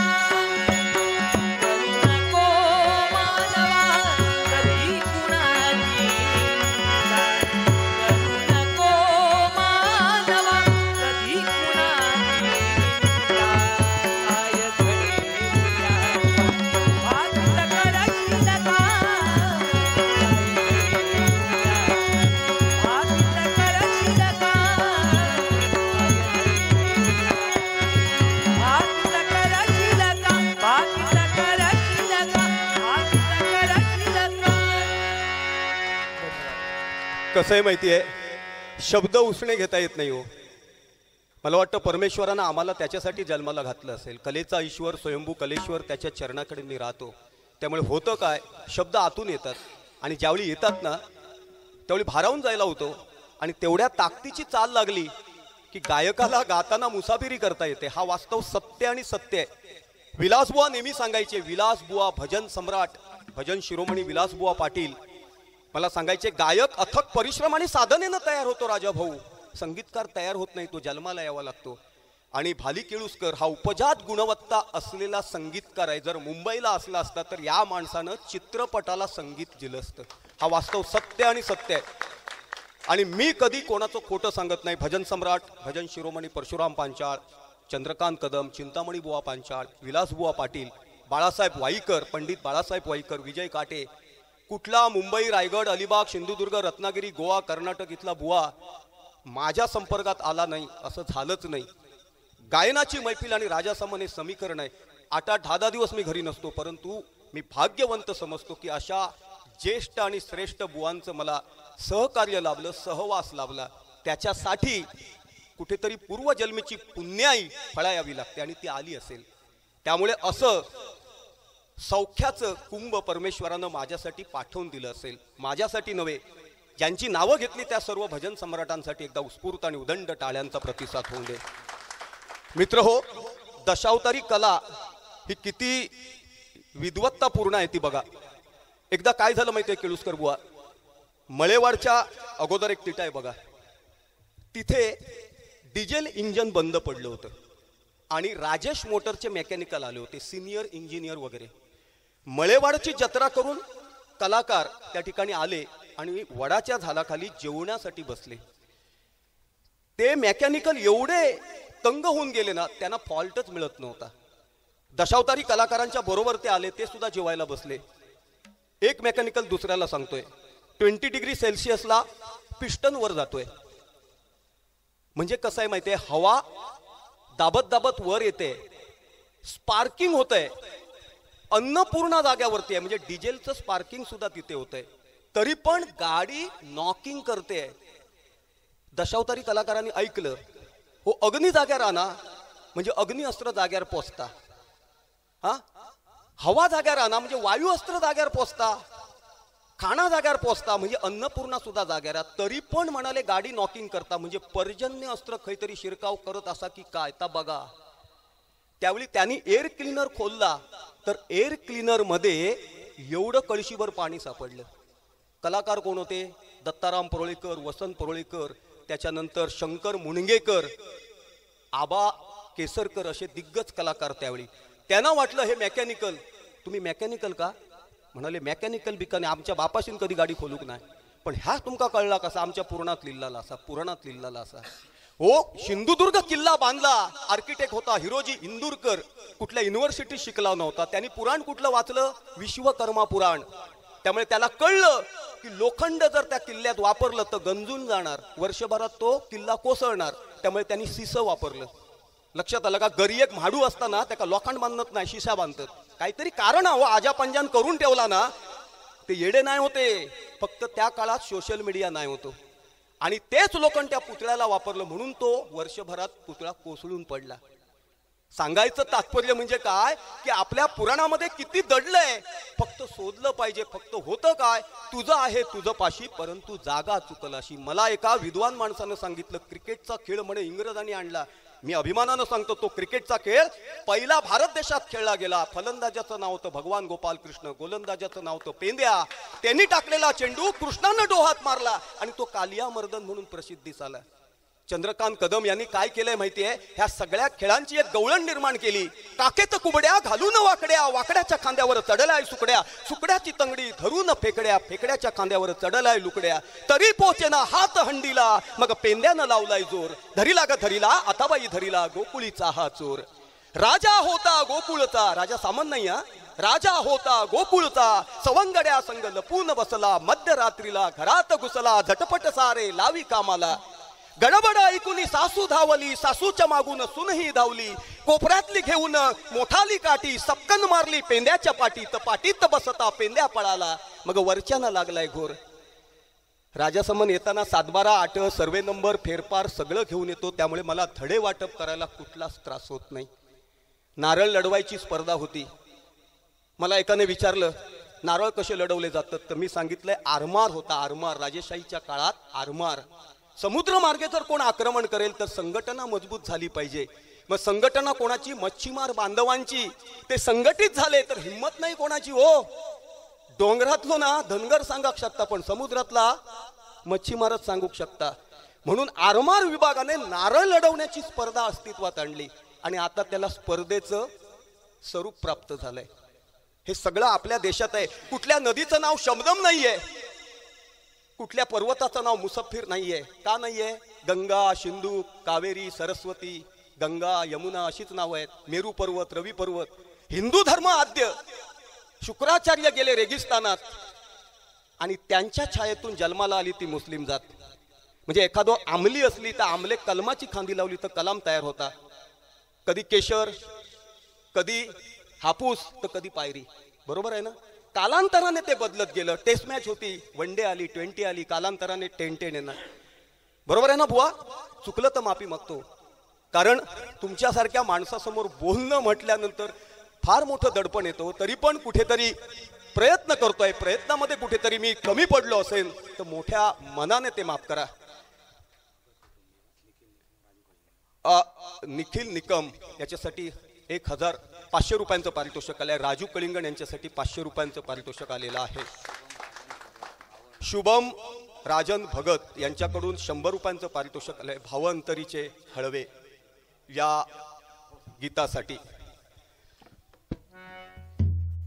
तर एकानं मगाशी येतानाच 200 रुपयांचं पारितोषिक दिलं होतं आणि मला सांगितलं की मागे तुम्ही मृदंगाची माहिती दिली होती ती जरा द्या. निखिल निकम हा पखवाजावरती साथसंगत करतोय. मृदंग बोले ताकत धा, वाजव जरा ताकत आणि धा. ताकत लावून वाजवायचा नसतो. ता कुलाबाज, कत बनबाज आणि धा कुलाबाज. तबला बोले धिन ती रकिट दिन, कारण तबला हे मादी आहे. ढोलकी संगे शृंगार बरसे, टाळ मृदंग झुंजरी मिलाप साधे, मग सप्त सुरा सम भजजन डोले. मृदाल नावाचा राक्षस होता, तो अनिती अधर्म करू लागला, त्यामुळे शापित झाला. तो धर्तीवरती आला, स्वैराचार करू लागला. शंकरानं त्याचा वध केला. जिथे तो पडला ना, पडायच्या अगोदर मायावी असल्यामुळे तो पशुच्या योनीत गेला. आणि ज्यावेळी त्याचा वध झाला त्यावेळी त्यांनी शंकराला सांगितलं कुठेतरी माझं नाव सूर्यचंद्र असेपर्यंत आलं पाहिजे. मग शंकरानं काय केलं, जिथे तो पडला होता ना तिथली माती गोळा केली. मृद म्हणजे माती, मृदाल म्हणजे मृदासूर, त्याचं नाव मृदाल. तर नाव दिलं काय, त्याचं वाद्य तयार केलं आणि मृदंग. आणि अंग कोणाचं लावलं, त्या पशुचं अंग लावलं. म्हणून काय झालं, मृद अंग तो मृदंग. काय झालं, तो पहिला कैलास पर्वतावरती वाजवला विघ्नहर्ता गजाननानं. वादकाच्या हाताची हालचाल पक्षाच्या पंखाप्रमाणे होऊ लागली, म्हणून तो पखावाज झाला. पखावाज. शंकरानं त्याच्यावरती तांडव नृत्य केलं, त्याच्या मुखातून शब्द बाहेर पडले, नाद ब्रह्म तो मृदंग. अल्लाउद्दीन खिलजीच्या काळात त्या मृदंगाचे 2 भाग करण्यात आले अमेय खुर्शा नावाच्या संगीत तज्ञानं, आणि त्याच्यातून एका वाद्याची निर्मिती झाली. अल्लाउद्दीन खिलजीच्या मुखातून शब्द बाहेर पडले, तोडा तब्बी बोला उसी को कहते तबला. त्याच्यातून तबल्याची निर्मिती झाली. आणि मित्रांनो, कॅझरल पॅरिस, जर्मन जुबलेट, लंडन पॅरिस अशा प्रकारची सुरावट आपल्या भारत देशात आणली कोणी, इंग्रजांनी. पण विश्वकर्माची औषध सुतार बंधू यांनी फायबर मधली काढली, लाकडात बांधली, त्यामुळे सप्तसुरांची झंकार करणारी पेटी अस्तित्वात आली. नाही तर त्याच्या अगोदर तंतुवाद्यावरती गायन केलं जायचं, म्हणजे वीणा अशा प्रकारचं तंतुवाद्य वापरलं जायचं. तर अशा प्रकारची ही वाद्यांची निर्मिती आहे. म्हणून सांगितलं जातं टाळ मृदंग बाजा पेटी शोभा भजनाची. आणि निस्वार्थ भजनाची आवड खऱ्या अर्थानं गणपती गणरायाला, आणि त्याच्या दरबारात आम्ही हे भजन, दशावतारी नाट्यपुष्प, दशावतारातील गाणी, काही संवाद, काही सुखद आठवणी सादर करण्याचा प्रयत्न केला. ह्या सर्व कलाकारांसाठी एकदा उत्स्फूर्त टाळ्यांचा प्रतिसाद होऊ दे. साकी दिंडी व तुम्हीच संगीतबद्ध केलेली साकी दिंडी चारू मांजरेकर सादर करण्यासाठी सज्ज होतोय. एकदा त्याच्यासाठी उत्स्फूर्त टाळ्यांचा प्रतिसाद होऊ दे. नमस्कार. सन्माननीय भालचंद्र केळुसकर बुवांनी ही छिन्नमस्ता नाटकासाठी शाकी दिंडी सादर केली होती. पहिल्या प्रथम कसं होतं, शाकी दिंडी सर्वांनाच काही माहीत नव्हतं बाबा असं गातात ते. हां, एकाने स्वर लावलाय, हां असं गातायचं, म्हणजे प्लेनमध्ये ती गायली जायची. ज्यावेळी दत्तमाऊलीकडे मी आलो त्यावेळी मला कळालं बाबा भालचंद्र केळुसकर बुवांनी एक शाकी दिंडी संगीतबद्ध केलेली आहे. छिन्नमस्ता किती गाणी ती 36 गाणी छिन्नमस्ता नाटकातली त्यांनी संगीतबद्ध केलेली आहे. मी ज्यावेळी ठरलो त्यावेळी मला हे गोष्ट कळली, बाबा यांनी 36 गाणी संगीतबद्ध केले. एका गाण्याचा अर्थ असा आहे, त्या नाटकातलं पुराण किंवा नाटकातले शब्द, नाटकातली स्टोरी त्या गाण्यातून बोलतायत, म्हणजे जे गद्य आहे ते पद्यात बोलतायत. तशी एक त्यांनी शाकी दिंडी सादर केली आहे. म्हणजे नारद येऊन राजाला सांगतोय की दैत्य उन्मत्त झालेले आहे, हे सांगायचंय. तर साऱ्या प्रजाजनांची सुटका करण्यासाठी तुम्ही तातडीनं निघून जा आणि त्याच्यातून प्रजाजनांची सुटका करा, हे गद्यात सगळेजण सांगतात. शाकी दिंड्यातही सांगतात, पण आम्ही शाकी दिंडी वापरताना वेगळी वापरायचो. आम्हाला त्यावेळी कळलं की बाबा ह्या स्वरात हा असं असे स्वर आहे, तो स्वर लावायचा. त्याच्यानंतर दुसरं नाट्यपुष्प गेल्या वर्षी बाहेर पडलं आमचं पुत्र बक्षिती मावसा आईचे निर्माण रुचिक राशीचे म्हणजे रुचिकायन नाटक. आता 13 तारीखला गोव्यामध्ये साखळी रवींद्र भवनमध्ये मला वाटतं नाटक आहे ते. स्वर तो आवडला ते हे आवडले म्हणजे ते शब्द मी चेंज केले त्या नाटकात. चालतीच लावली शब्द चेंज केले पण ती गोडी जी भालचंद्र केळुसकर बुवांची जी आहे दैत्य मातले अति भयंकर ते एक शाकी दिंडी म्हणजे नाटकाचा एक भाग दशावतारी मैफिलीचा एक भाग म्हणून ती एक सादरीकरण करूया. दैत्य मातले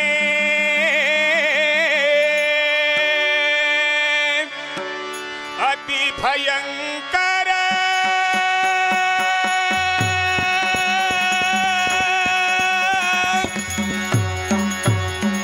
दैत्य मातले अति भयंकर सारे या अवनीवर ऐक राजा समय पातला ऐक राजा ऐक राजा ऐक राजा समय पातला हाची रे घनघोर याचा विमोड त्वरितची करण्या याचा विमोड त्वरितची करण्या करी काही योजना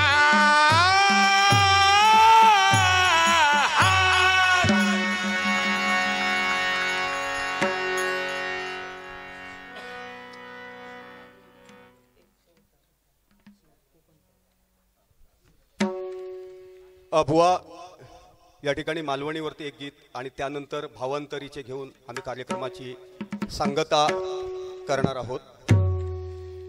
सृष्टीच्या विधात्याने पृथ्वीच्या कवेत रेखाटलेलं सुंदर आणि सुबक चित्र म्हणजे माझा परशुरामाचा कोकण. मध्यंतरीच्या काळात राजकीय क्षेत्रात उलटापालट झाली. अनेक आमदार गुवाहाटीला गेले.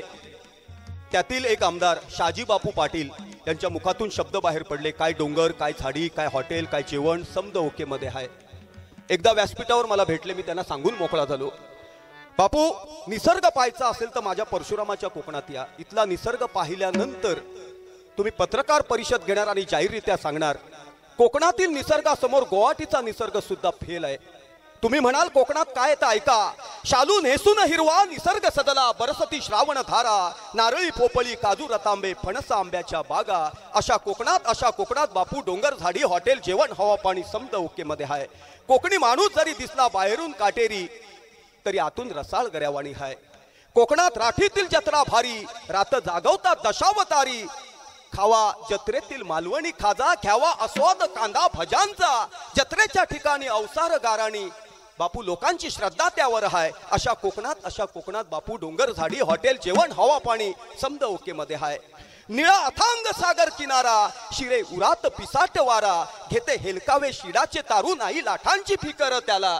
रुपेरी वाळू बापू लपाछपी खेळू, हा आनंद विश्वाच्या सारीपटावर तुम्हाला कुठे बी मिळायचा नाही. म्हणून छाताडावर हात मारून आम्ही सांगतो, आम्ही कोकणी मालवणी जरी बाहेरून दिसलो काटेरी तरी आतून रसाळ गरावाणी आहे. त्याच मालवणी भाषेचं लौकिक मिरवणार एक सदाबहार गीत मयूर गवळी सादर करण्यासाठी सज्ज होतोय. एकदा उत्स्फूर्त आणि उदंड टाळ्यांचा प्रतिसाद होऊ दे. त्यानंतर भाव अंतरीचे हळवे या लंगार गीतानं आम्ही या कार्यक्रमाची सांगता करणार आहोत. प्रशांत भगत यांच्याकडून 200 रुपयांचं पारितोषिक आलेलं आहे मयूर गवळीसाठी. अगदी काही दिवसापूर्वीच जेव्हा आम्ही गाणी बसत होतो बुवांकडे, तेव्हा राजा सामंत यांचं आणखी एक गीत, इला दर्याक तुफान, माझ्या खापऱ्या देवा माझी तुफानात सावर नाव, हे फेसबुकला अतिशय फेमस झालं. का बऱ्याच जणांनी त्याचे स्टेटस लावले, बऱ्याच जणांचा रिप्लाय देखील खूप छान आला. मी बुवांचं आणि तुमचं अगदी आवर्जून नाव सांगितलं होतं आणि त्यांची अशी इच्छा होती की त्यांनी एक मला गाणं पाठवलं, स्वर्गापेक्षा सुंदर असा आमचो ह्यो कोकण, तुम्ही येऊन बघा आणि बघून जावा प्रसन्न होताला मन. अशा स्वरूपाचं ते गाणं आहे. मी ते गाण्याचा प्रयत्न करतो. स्वर्गापेक्षा सुंदर असा, स्वर्गापेक्षा सुंदर असा आमचो ह्यो कोकण, स्वर्गापेक्षा सुंदर असा आमचो ह्यो कोकण, तुम्ही येऊन बघा आणि बघून जावा प्रसन्न होतला मन, प्रसन्न होत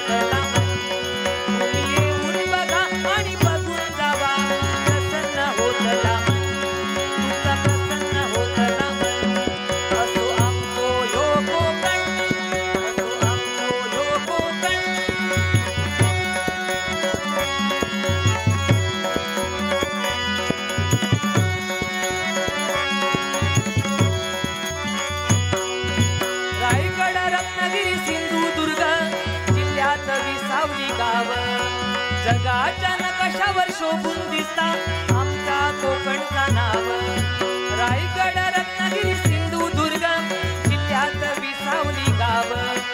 जगाच्या नकाशावर शोभून दिसता आमच्या कोकणचा नाव.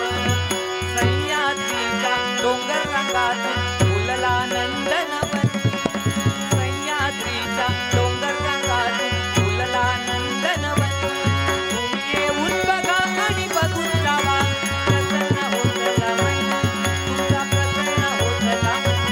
तुम्ही येऊन बघा आणि बघून जावा, प्रसन्न होत मन. तुमचा प्रसन्न होत मन. असो आमचो ह्यो कोकण, असो आमचो ह्यो कोकण.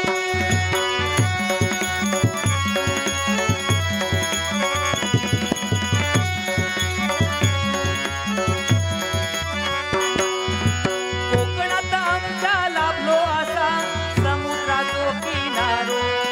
डोंगराच्या कुशीतून वाहता बघा धबधब्याचो फवारो. कोकणात आमच्या लाभलो असा समुद्राचो किनारो. डोंगराच्या कुशीतून वाहता बघा धबधब्याचो फवारो. परशुरामाची पावन भूमी करताव ठिकाण मन. परशुरामाची पावन भूमी करताव ठिकाण मन. तुम्ही येऊन बघा आणि बघून जावा, प्रसन्न होत मन. प्रसन्न होत मन. तुम्ही येऊन बघा आणि बघून जावा, प्रसन्न होत मन. प्रसन्न होत मन. असो आमचो ह्यो कोकण, असो आमचो ह्यो कोकण.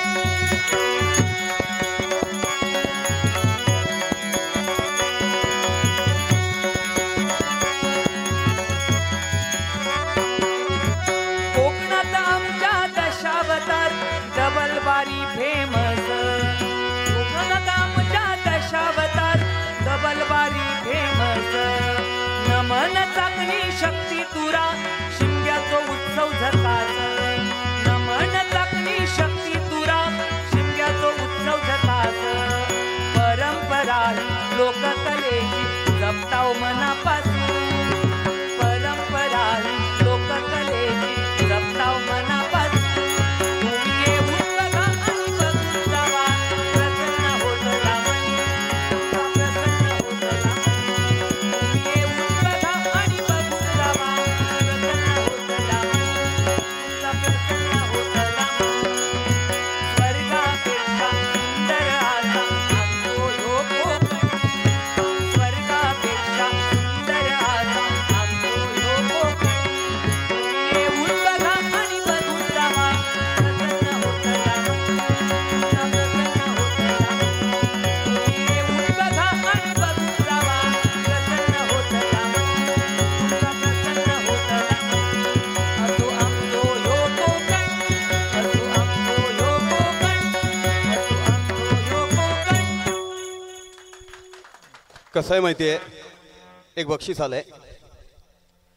वेडा चंदन सुधीर कैंगण यांच्यासाठी 2 शब्द सांगण्यासाठी श्री भीष्माचार्य यशवंत काका तेंडुलकर यांनी ते शब्द सांगावे याच्यासाठी नाईक परिवार राजा नाईक याच कोणी बहुमोल बक्षीस झाले भीष्माचार्य यशवंत काका तेंडुलकर.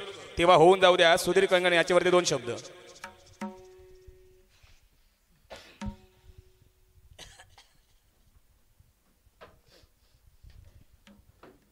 नमस्कार. आपल्या विनंतीला मान देऊन लोकराजा सुधीर याच्याबद्दल याच्या आधीच मी बोललोच आहे, तरीसुद्धा सुधीर हा गुणग्राही माणूस होता. त्याला तसा पैशाचा हव्यास नव्हता. लोकांच्या उपयोगी पडणारा माणूस होता. कुणाला हॉस्पिटलमध्ये ने, कुणाच्या संसाराच्या अडचणी असतील तर त्या निभावून दे. तसा थोडासा तापट स्वभावाचा होता, पण शिस्तीबाज होता. आज तो गेल्यामुळे दशावतारातला दरारा गेला असं मला वाटतं. दरारा गेला. आता आमचा सुद्धा दरारा आहे, पण आमची सांगण्याची पद्धत वेगळी आणि त्याची सांगण्याची पद्धत वेगळी. आमचं कसं असतं, आम्ही 10कडे मोजल्याशिवाय तापत नाही, पण त्याचं तसं नव्हतं. तो पटकन तापायचा, पटकन शांत व्हायचा. 10 मिनटं गेली की त्याच्या गळ्यात हात घालून वाटेल ते करायचा. आपल्या खिशात उद्यासाठी 10 रुपये पाहिजे याची चिंता त्यांनी कधीच केली नाही. आपल्याबरोबर असेल त्या माणसाला खाऊ घाल, त्याला पाहिजे असेल तर दे, असा गुणग्राही कलाकार होता. आपल्या बापाच्या कंपनीतून तो बाहेर पडला, पार्शेकरकडे होता. नंतर तर अशी एक वेळ आली की तो नाईक मचमणकडे जाऊ लागला. मला जायचं आहे. मी म्हटलं तू जाऊ नकोस, तुला जर कंपनी चालवायची असेल तर मी देतो. मी 1 वर्षासाठी मी संचालक होतो चेनवणकर कंपनीचा, तर त्याला ती संधी दिली. 1 वर्ष माझ्या हजेरीत त्यांनी चेनवणकर कंपनी चालविली. आणि नंतर त्यांच्या घरात, म्हणजे आता ते प्रत्येक कुटुंबात असतंच म्हणा, तशी फाटाफूट झाली. त्यांनी 2 कंपनी काढल्या. त्यावेळीसुद्धा तो गर्वगळीत झाला होता. आणि मला त्यांनी फोन केला, काका असं असं आहे. तेव्हा मी काय करू, कारण मला काही गोष्टी न पटणाऱ्या आहेत. तेव्हा मी म्हटलं, बाबा रे, आत्ता लोक आवडीवर सगळं असतं. तुझ्या म्हणण्याप्रमाणे लोकही बोलतात आणि आम्हालाही माहिती आहे कंपनीची ढाल तू आहेस. आपण जे घराचं पाशीट म्हणतो ती कंपनीचे पाशीटच तू आहेस. आता तुझ्या मनाला पटेल रुचेल तर तू कंपनी काढू शकतोस, पण दुसरीकडे कुठं जाऊ नकोस. तू जर कुरुक्षेत्र होत असेल तर तू 4 पावलं बाजूला हो आणि तू आनंदानं कंपनी काढ. कलेश्वर तुला त्याच्यात यश देईल. त्याप्रमाणे तो घडत गेला. अजूनही माझ्या डोळ्यात अश्रू उभे राहतात. काल परवापर्यंत संक्रांतीला मी बघायला गेलो आणि अवघ्या 15 दिवसात तो गेला. तर मला प्रत्येक वेळी सांगायचा, मला तुझा मेंदू दे, मला आणखी काही नको, तुला काय पाहिजे ते मी देईन, पण तू मला मेंदू दे. मी चेष्टेनं सांगायचो, मग घाल डोक्यावर दगड माझ्या आणि घे मेंदू तुला.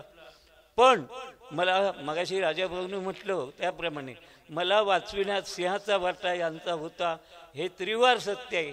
माझ्या मुलीनं 1 फोन केला राजाभाऊंना घेऊन, तो ओरसला हजर झाला. तिथून मग वैभव नायकांना फोन केला, राऊतांना फोन केला, दत्ता सामंत, म्हणजे ते तुम्ही सांगितलं तर अक्षरशः खरं आहे. आणि आजूबाजूला गिरट्या घालत होते. मग घडला तो बाकीचा प्रसंग. पण लोक बोलतात, कुटुंबातील माणसं बोलतात. माणूस म्हटल्याच्या नंतर काही छंद उपछंद असतात. पण त्या माझ्या शिष्यानं माझ्या समोर कुठचाही छंद केला नाही. समजा सिगरेट हातीत असेल तर ती त्याने मागच्या मागं दाबून टाकली, पण मला कधी दाखविली नाही. मरेपर्यंत त्याने ते पथ्य पाळलं. आणि उपमर्द हा त्याच्या गुणात नव्हता. अशा तऱ्हेनं त्यानं आपलं जीवन घालविलं. पण अजूनही आम्हाला रुकरुक वाटते. आम्हाला जर काही आमचं ऐकलं असता तो, तर आम्हाला जे आज दुःख सोसावं लागतं ते लागलं नसतं. मगाशी सामंत भाऊनी सांगितलं, माझं मूल गेलं, सून गेली, बायको गेली, पण मला दुःख हे झालं. पण अतिशय दुःख झालं असेल, माझ्या जीवनातील पोकळी असेल तर माझा सुधीर गेल्याची माझी भयंकर पोकळी आहे, ती माझी भरून कधीही येणार नाही. आणि की मी त्याच्याबद्दल काय सांगू. माणूस म्हणून तो चांगलाच होता. त्याच्यात माझे त्यांनी गुण घेतले होते. ते कसे, आपल्यासारखा आपल्या परिवारात असणारा विद्यार्थी तयार व्हावा याच्यासाठी तो प्रयत्न करीत असे. लाव तबलं, लाव पेटी लावून गाणं गा, अशा काही गोष्टी तो करून घेत होता. आता मी एक दोनदा त्याला म्हणजे ट्रिक्सींची नाटक 93-94 पहिलं मी काढलं, गीता गाते ज्ञानेश्वर.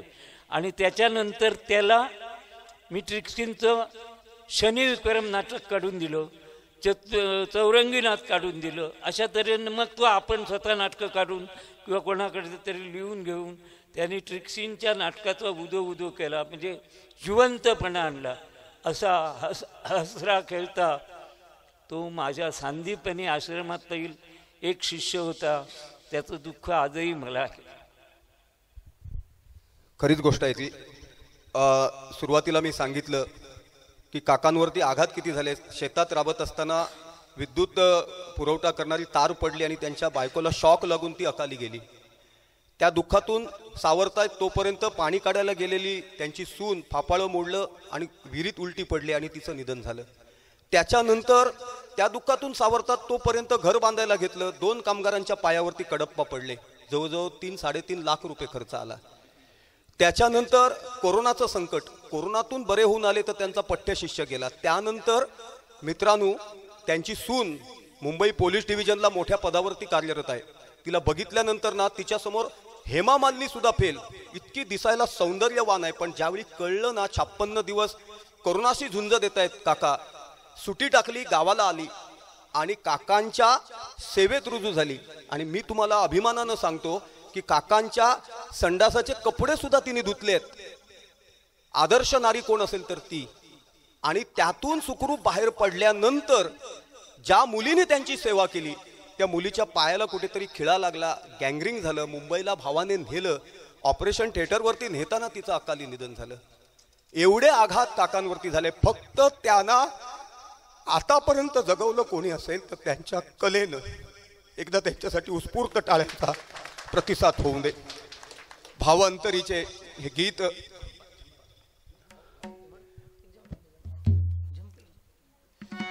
झंपा एक राहून गेला होता.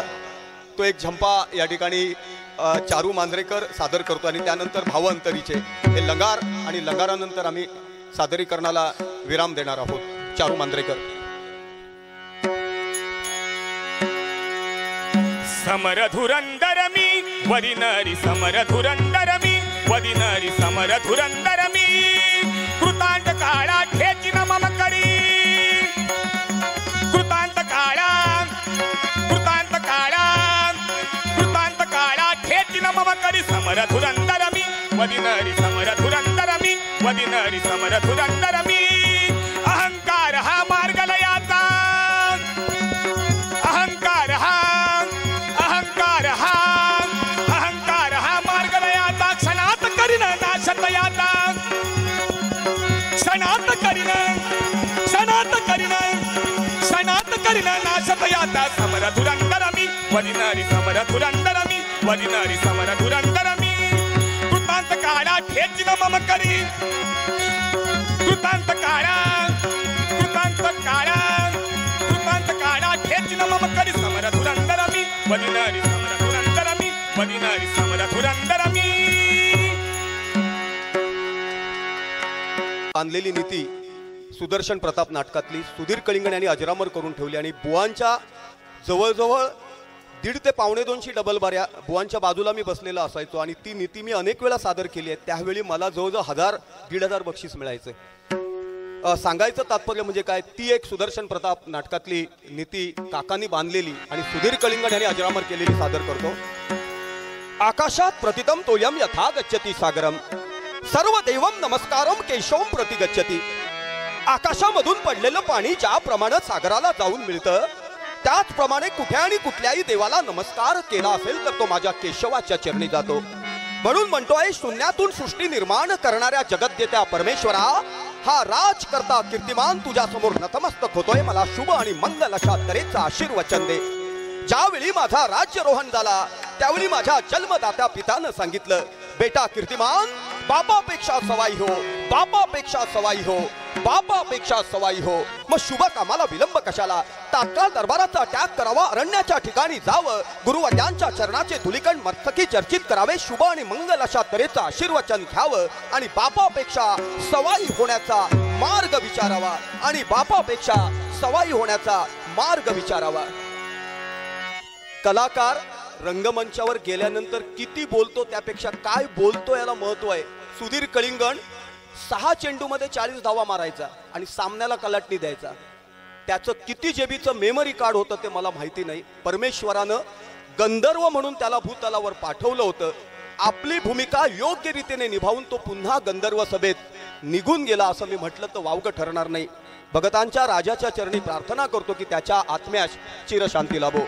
भाव अंतरीचे हे सदाभार लंगार गीत सादर करून या मैफिलीची आम्ही सांगता करतो. एकदा मयूर गवळी यांच्यासाठी उत्स्फूर्त आणि उदंड टाळ्यांचा प्रतिसाद होऊ देत. आपण तिसरा कार्यक्रम आहे, तिसऱ्या वर्षीचा सलग तिसरं वर्ष आपण इथे कार्यक्रम सादर करत आहोत. आणि या तिन्ही वर्षात एक चांगले अनुभव या गाण्यामुळे मला आलेत. हे भक्तिगीत आहे आणि पंडित अजित कडकडेंनी गायलं. आपण 30-32 वर्ष मला वाटतं एका सेटला झाली आपण ऐकतो. आणि सगळ्यात मोठा अभिमान आणि स्वाभिमान वाटावा असं गौरवास्पद एक घटना माझ्या आयुष्यात घडली, ती म्हणजे ज्यांनी ही गाणं लिहिलं स्मिताताई म्हात्रे, बरोबर ना? तर मी योगायोगाने ऑफिसला जायच्या गडबडीत होतो. अगदी 15 मिनटं शिल्लक होती आणि अचानक मला कॉल आला आणि प्रत्यक्ष त्या स्मिताताई म्हात्रे होत्या ज्यांनी मला कॉल केला आणि त्यांनी माझं गौरव केला. खरंच कोणत्याही एका मोठ्या पुरस्कारापेक्षाही मला तो गौरव खूप छान वाटला. मी खरंच त्यांना मान्य केलं की आमचा दशावतार फार बाज वेगळा आहे, हो तुम्ही एक वेगळ्या उद्देशाने काढलात, मी फक्त एक गडवं गीत आमच्या दशावतार लोककलेमध्ये गायलं आणि त्यांना देखील ते फार आवडलं. हेच माझ्या कलेचं एक मी देणगी समजेन. आणि त्यांनी त्यांच्या स्वामी समर्थ मठामध्ये देखील मला आमंत्रित केलं. खरंच त्यांच्यासाठी एकदा खूप जोरदार टाळ्या. आणि मला वाटतं त्यांचं 72 की 75 एज आहे त्यांचं, रनिंग काहीतरी असं संदर्भ त्या बोलल्या बऱ्याच वेळ. तर खूप मोठा गौरव झाल्यासारखा मला वाटला. त्यांच्यासाठी देखील त्यांच्या दीर्घायुष्यासाठी बाप्पाचरणी प्रार्थना करतो. आणि अजित कडकडे, पंडित अजित कडकडे यांनी भर मैफिलीत रंगमंचावरती बोलवून मयूर गवळी याचा या लंगार गीतासाठी सत्कार केलाय. एवढा मोठा अजित कडकडेंचा फोटो त्याच्या घरी आहे, तो अजित कडकडेंनी त्यांना दिलेला आहे. आणि दुसरी गोष्ट तुम्हाला मी सांगतो, अजित कडकडे ज्या वेळी सिंधुदुर्ग जिल्ह्यात येतात ना त्यावेळी ॲडव्होकेट दिलीप ठाकूर यांना आवर्जून बोलवून घेतात. कारण सध्याच्या घडीला सिंधुदुर्ग स्तरावरील पंडित अजित कडकडे यांचे पठ्यशिष्य म्हणून ते गणले जातात. ॲडव्होकेट दिलीप ठाकूर त्यांच्या मैफिलीला अनेक वर्ष बुवा ऑर्गनवरती संगीत साथ करत आलेले आहेत. भावांतरीचे एकदा उत्स्फूर्त टाळ्यांचा प्रतिसाद होऊ दे. सांगायचं विसरलो, पण आता गवळींच्या बाबतीत सांगावं लागतं. गवळींच्या बाबतीत नव्हे तर सर्वच कलाकारांच्या बाबतीत बोलावंसं वाटतं. मला आता राष्ट्रीय पुरस्कार, महाराष्ट्र शासनाचा कलादान पुरस्कार मिळाला, झी मराठीपर्यंत मी पोचलो. आता इकडचे स्थानिक पुरस्कारही आहेत. मी सुधीरलाही हेच सांगत होतो, तू केवढाही मोठा हो पण पाय तुझे जमिनीवर ठेव. तसंच आज मी संपूर्ण त्यांचं चारित्र्य मला माहीत नाही, पण हे गाणं प्रसिद्ध झाल्यापासून मयूर गवळींचे पाय जमिनीवर आहेत याच्याबद्दल मला खात्री आहे. त्याच्याबरोबर मी आता त्यांना ध्रुपद म्हणायला सांगितलं आल्या आल्या रस्त्यावर. ते त्यांना माहीत होतं, त्यांच्या या प्रोग्रामात ते नव्हतं, पण त्यांनी ते ध्रुपद म्हटलं. मला समाधान वाटतं. कसं आहे माहिती आहे, बुवांची एक कव्वाली आणि एक शायरी आहे. फूलों से हंसना सीखो फौरों से नित गाना, फूलों से हंसना सीखो फौरों से नित गाना, पेड़ों की डाली से सीखो फल आते झुक जाना. आंब्याच्या फांदीला कैरे आल्यानंतर जशी ती फांदी झुकते ना, तसा कलाकाराकडे लीनता, नम्रता, संस्कार, संपन्नता असावी लागते. एखाद्या कलाकाराची नजर चांगली असेल तर तो विश्वाच्या प्रेमात पडू शकतो, परंतु त्याच्याकडे लीनता, नम्रता असेल तर संपूर्ण विश्वच त्याच्या प्रेमात पडणार. आणि त्याचं जिवंत उदाहरण म्हणजे सुप्रसिद्ध हार्मोनियम वादक मयूर गवळी. एकदा उत्स्फूर्त टाळ्यांचा प्रतिसाद होऊ दे. भावांतरीचे हळवे या लंगार गीतानंतर या कार्यक्रमाची सांगता होणार आहे.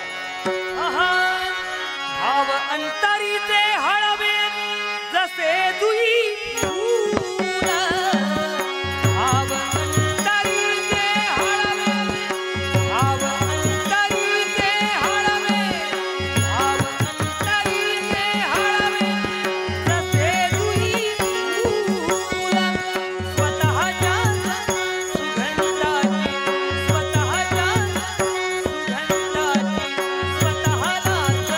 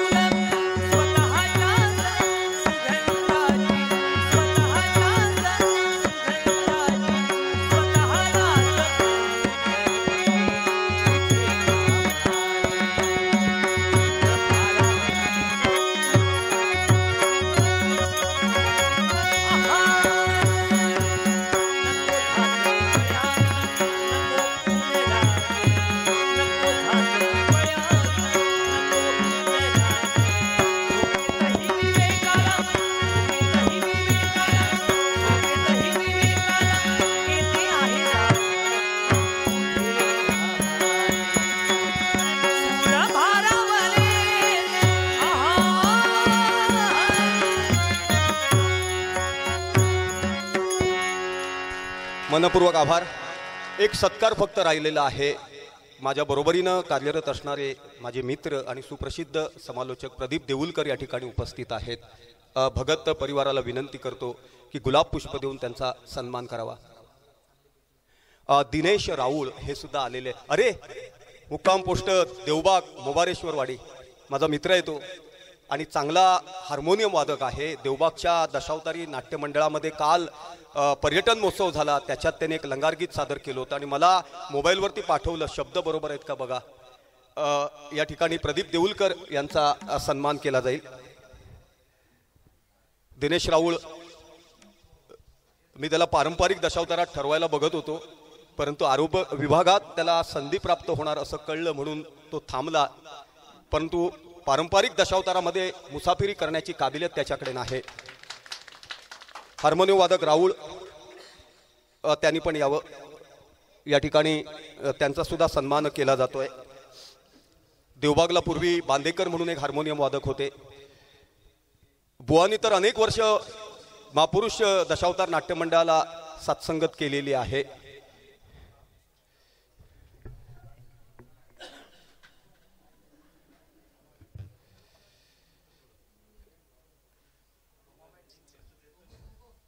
बघा पूर्वीच्या काळात एक मुंबईवालो यायचो, त्याच्या गळ्यात एक कॅमेरो असायचो. एखादो फोटो काढीत म्हणून आम्ही त्याच्या पाठसून धावायचो. मग तो प्रकाश मारायचो आणि सांगायचो पुढल्या वर्षी येताना घेऊन येतोय. फोटो काढलो कोणी आणि दिलो कोणी.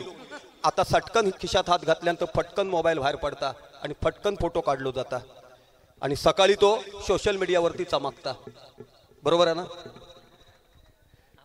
विघ्नाची वार्ता विघ्नाची पुरवी पुरवी प्रेम पुरवी पुरवी प्रेम कृपा जयाची सर्वांगी सुंदर उठचे दुराची कंठी झळके मा मुक्ता फळाची जय देव जय मंगल मूर्ती श्री मंगल मूर्ती दर्शन मात्रे मन रत्न खचित फरा तुझ गौरी कुमारा चंदनाची उठी चंदनाची कुमकुम केशरा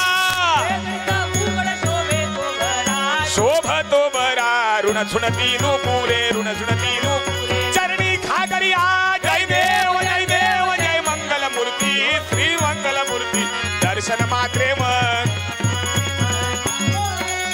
लंबोदर पीतांबर फणीवर वंदना सरळ सोट वक्र सरळ सोट कुंडत्री नयना वाटपा हे सदना संकटी पावावे जय देव जय मंगल मूर्ती श्री मंगल मूर्ती दर्शन मात्रे मन कामना पूर्ती वदीन चरण डोळ्यान पाहिन रूप तुझे आनंद पूर्ण भावे ओवाळीन म्हणे नामा त्वमेव बंधू सखा त्वमेव विद्या त्वमेव सर्व मम देव कायेन वाचा मनसेंद्रियर्वा बुद्धात्मका वा प्रकृती स्वभाव नारायणा हे अच्युतं केशवं रामनारायणं कृष्णरामोदरं वासुदेवं श्रीधरं माधवं गोपिकावल्लभं नायकं रामचंद्र भजे